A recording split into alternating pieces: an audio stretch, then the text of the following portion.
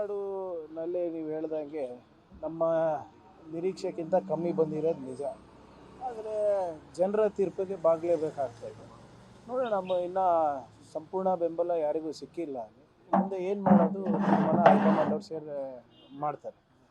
ಅಸ್ಸಾಂದು ಹೊಡೆತ ಬಿತ್ತು ನೋಡಿ, ಅಸ್ಸಾಮು ಮತ್ತು ವೆಸ್ಟ್ ಬೆಂಗಾಲು BJPಯವರ ಜಯ ಅಲ್ಲ, ಅದು ಎಲೆಕ್ಷನ್ ಕಮಿಷನ್ನಿನ ಜಯ. ಅದು ಯಾವ ರೀತಿ ಅಸ್ಸಾಂನಲ್ಲಿ ಡಿಲಿಮಿಟೇಷನ್ ನಡೆಸಿದ್ದಾರೆ, ಯಾವ ರೀತಿ ವೆಸ್ಟ್ ಬೆಂಗಾಲ್ನಲ್ಲಿ SIR ನಡೆಸಿದ್ದಾರೆ. ನೋಡಿ, ಸುಮಾರು 1 ಕೋಟಿ ಜನರಿಗೆ ನೀವು ಮತದಾರರ ಪಟ್ಟಿಯಿಂದ ತೆಗಿತೀರಾ. ಸುಮಾರು 27 ಲಕ್ಷ 28 ಲಕ್ಷ ಜನರು ಯಾರು ಅರ್ಹರಿದ್ದಾರೆ ಟ್ರಿಬ್ಯುನಲ್ಸಿಗೆ ನೀವು ಅವರ ವಾದ ಏನಿದೆ ಅಂತ ಕೇಳೋದಿಲ್ಲ. It is completely victory of the election commission. ನೀವು ಎಲೆಕ್ಷನ್ ಕಮಿಷನರಿಗೆ ಜೇಬ್ನಲ್ಲಿ ಇಟ್ಕೊಂಡಿದ್ದೀರಾ. ಎಲೆಕ್ಷನ್ ಕಮಿಷನ್ ಪ್ರೊಸೆಸ್ನ ನೀವು ಸಂಪೂರ್ಣವಾಗಿ ನಾಶ ಮಾಡಿಬಿಟ್ಟಿದ್ದೀರಾ. ವೆಸ್ಟ್ ಬೆಂಗಾಲ್ ಆ್ಯಂಡ್ ಅಸ್ಸಾಂ, ನಾನು ಹೇಳ್ತಾ ಇದ್ದಂಗೆ ಯಾವ ರೀತಿ ಮಹಾರಾಷ್ಟ್ರ, ಮಧ್ಯಪ್ರದೇಶ್ ಮತ್ತು ಹರಿಯಾಣ ನಡೆದಿದೆ, ಅದೇ ರೀತಿ ನಡೆದಿರೋದು. BJPಯವರು they have captured the entire process of electioneering. ಭಾಳ ಸ್ಪಷ್ಟವಾಗಿ ಇದು ಕಾಣಿಸ್ತಾ ಇದೆ ಅದರಲ್ಲಿ. ನೋಡೋಣ, ಈಗ ನೋಡಿ SIRನಲ್ಲಿ ವೆಸ್ಟ್ ಬೆಂಗಾಲ್ನಲ್ಲಿ ಸುಮಾರು 91 ಲಕ್ಷ ಜನ, 91 ಲ್ಯಾಕ್ ಜನರಿಗೆ ಆಚೆ ತೆಗೆದ್ರು. ಟ್ರಿಬ್ಯುನಲ್ಸ್ ಅಂತ ಸೆಟಪ್ ಮಾಡಿದ್ರು. 27 ಲಕ್ಷ ಜನ ಟ್ರಿಬ್ಯುನಲ್ಗೆ ಅಪ್ಲೈ ಮಾಡಿದ್ರು ಕೂಡ ಅಲ್ಲಿ ಅವರಿಗೆ ಯಾವುದೇ ರೀತಿಯಾಗಿ ಅವರಿಗೆ ಸ್ಪಂದನೆ ಸಿಕ್ಕಿಲ್ಲ. ಮತ್ತು ಎಲ್ಲಿ ಹೋಗಬೇಕು ಜನ? ಅವರು ನಾಗರಿಕರು ತಾನೆ, ಅವರು ಮತದಾರರು ತಾನೆ. ಮತ್ತು ಇವಾಗ ನೀವು ನೋಡಿ ಯಾವ ರೀತಿ ಅಂಕಿಅಂಶಗಳು ಬಂದಿದೆ. 4%ನಲ್ಲಿ ಎಷ್ಟು ವ್ಯತ್ಯಾಸ ಇದೆ ವೆಸ್ಟ್ ಬೆಂಗಾಲಲ್ಲಿ. ಸುಮಾರು 80ಇಂದ 100 ಸೀಟಿಗೆ ಅಫೆಕ್ಟ್ ಆಗಿದೆ. ದರ್ ಈಸ್ ಏನು ಅದರಲ್ಲಿ ಮುಚ್ಚುಮರೆ ಇಲ್ಲ, ಎಲ್ಲ ದತ್ತಾಂಶಗಳು ನಿಮ್ಮ ಮುಂದೆನೇ ಇದೆ ನೋಡಲಿಕ್ಕೆ. ಅದನ್ನು ಹೇಗೆ ಲೀಗಲಿ ಟ್ಯಾಕಲ್ ಮಾಡೋದು ನೋಡೋಣ. ಇದು ಮುಂದೆ ಕರ್ನಾಟಕದಲ್ಲೂ ನಡೆಯುತ್ತೆ, ಆಶ್ಚರ್ಯ ಇಲ್ಲ ಇದರಲ್ಲಿ. ದಾವಣಗೆರೆ ಟೈಟ್ ಫೈಟ್ ಇತ್ತು ಅಂತ ಅನ್ಸುತ್ತಲ್ಲ ಸರ್?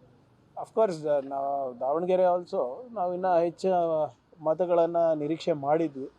ಆದರೆ ಗೆಲುವೇ ಅಲ್ವ.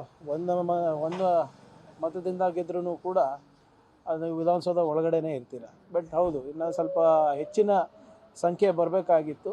ಅದನ್ನು ನಾವೆಲ್ಲರೂ ಕೂತ್ಕೊಂಡು ಪಕ್ಷದ ಒಳಗಡೆ ಚರ್ಚೆ ಮಾಡ್ತೀವಿ. ಶೃಂಗೇರಿ ಟಿಕೆಟ್ ವಿಚಾರದಲ್ಲಿ BJPಯವರು ಈ ರೀತಿ ನಡ್ಕೊಳ್ತಾರೆ, ಈ ಥರ ಕ್ರಿಮಿನಲ್ ಇದ್ದಾರೆ ಅಂತ ಗೊತ್ತಿರಲಿಲ್ಲ ಅಂತ ನಾನು DCM ಅವರು ಹೇಳಿದ್ದಾರೆ. ನೋಡಿ, ಖಂಡಿತವಾಗೂ ಅಲ್ಲಿ ಶೃಂಗೇರಿನಲ್ಲಿ ನಡೆದಿರೋದು ಕೂಡ ಒಂದು ರೀತಿ ಮೋಸನೇ.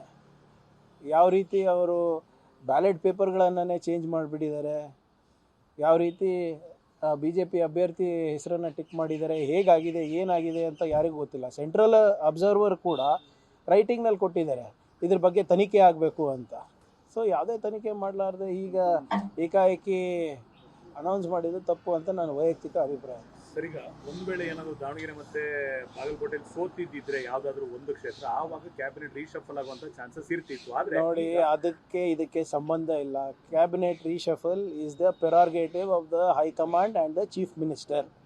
ಅದಕ್ಕೆ ದಾವಣಗೆರೆಗೆ, ಅದಕ್ಕೆ ಬಾಗಲಕೋಟೆಗೆ ಯಾವುದೇ ಲಿಂಕ್ ಇಲ್ಲ. ಅದು ಆಮೇಲೆ ಒಂದು ಕ್ಯಾಬಿನೆಟ್ ರೀಶಫಲ್ ಅನ್ನೋ ಪ್ರಕ್ರಿಯೆ ಏನಿದೆ, ಇದು ಸಹಜವಾದಂಥ ಪ್ರಕ್ರಿಯೆ. ಯಾವಾಗಲೂ 2-2.5 ವರ್ಷ 3 ವರ್ಷಕ್ಕೆ ಬದಲಾವಣೆನ ನಾವು ಕಾಣ್ತೀವಿ. ಯಾವುದೇ ಪಕ್ಷ ಇರ್ಬೋದು, ಯಾವುದೇ ಸರ್ಕಾರ ಇರ್ಬೋದು. ಸೊ ಅದ್ರ ಬಗ್ಗೆನೂ ಸದ್ಯಕ್ಕೆ ಚರ್ಚೆ ಇಲ್ಲ. ಚರ್ಚೆಗೆ ಬಂದಾಗ ನೋಡೋಣ. ಆದರೆ ಅದಕ್ಕೆ ಬಾಗಲಕೋಟೆ ಎಲೆಕ್ಷನಿಗೆ, ದಾವಣಗೆರೆ ಎಲೆಕ್ಷನಿಗೆ ಸಂಬಂಧ ಇಲ್ಲ. ಬಟ್ ಈ ಸದ್ಯದ ಮಟ್ಟಿಗೆ ಕ್ಯಾಬಿನೆಟ್ ರೀಶಫಲ್ ಎಕ್ಸ್ಪೆನ್ಷನ್ ಆಗುವಂಥ ಚಾನ್ಸೇ ಇಲ್ಲ ಅನ್ನೋ ರೀತಿ ಈಗ ಒಂದಿಷ್ಟು ರೂಮರ್ಗಳು ಸ್ಟಾರ್ಟ್ ಆಗಿದೆ. ಎಲ್ಲಿ ರೂಮರ್ ಇವೆ? ನೀವೇ ಮಾಧ್ಯಮದಲ್ಲಿ ಹೇಳ್ತಾ ಇದ್ದೀರಾ. ಎಲ್ಲಿ ಯಾರು ಹೇಳಿದ್ದಾರೆ? CM ಹೇಳಿದಾರಾ? DCM ಹೇಳಿದಾರಾ? ಹೇಳಿಕೆ ಕೊಟ್ಟಿಲ್ಲ. ಮತ್ತೆ ನೋಡಿ, ಗಾಳಿ ಸುದ್ದಿಗೆಲ್ಲ ನಾವು ಉತ್ತರ ಕೊಡೋಕ್ಕಾಗೋದಿಲ್ಲ. ಯಾವುದಾದ್ರೂ ನಮ್ಮ ಪಕ್ಷದ ಹಿರಿಯರು ಇರ್ಬೋದು, ವರಿಷ್ಠರು ಇರ್ಬೋದು, ಅಧಿಕೃತವಾಗಿ ಏನಾದರೂ ಹೇಳಿದರೆ ಅದಕ್ಕೆ ನಾವು ಉತ್ತರ ಕೊಡ್ಬೋದು. ಸರಿ, AICC ಅಧ್ಯಕ್ಷರು ಮಾತನಾಡುವಾಗ ಹೇಳಿದರು CM ಈಗಾಗಲೇ ಇದ್ದಾರೆ, ಪೋಸ್ಟ್ ವೇಕೆಂಟ್ ಇಲ್ಲ, ಆ ವಿಚಾರ ಇನ್ನೂ ಮಾತುಕತೆಗೂ ಬಂದಿಲ್ಲ. ಮತ್ತು ಅವ್ರು ಹೇಳಿದ್ಮೇಲೆ ಇನ್ನೇನು ಉಳಿತು? ಇನ್ಯಾರು ಎಂಡಾರ್ಸ್ ಮಾಡಬೇಕು? ವೆರಿ ಕ್ಲಿಯರ್ಲಿ ಇದು AICC ಪ್ರೆಸಿಡೆಂಟ್ ಹ್ಯಾಸ್ ಟೋಲ್ಡ್ ಖಾಲಿ ಇಲ್ಲ. ಇದ್ದಾಗ ಏನಾದರೂ ಬದಲಾವಣೆ ಇದ್ದರೆ ನಾವು ತೀರ್ಮಾನ ತಗೋತೀವಿ. ಸಂದರ್ಭ ಬರಲಿ, ಸನ್ನಿವೇಶ ಬರಲಿ, ಯಾರೂ ಮಾತಾಡೋ ಅಗತ್ಯ ಇಲ್ಲ ಅಂತ ಹೇಳಿದ್ಮೇಲೆ ನಾವೆಲ್ಲ ಮಾತಾಡೋದ್ರಲ್ಲಿ ಅಪ್ರಸ್ತುತ.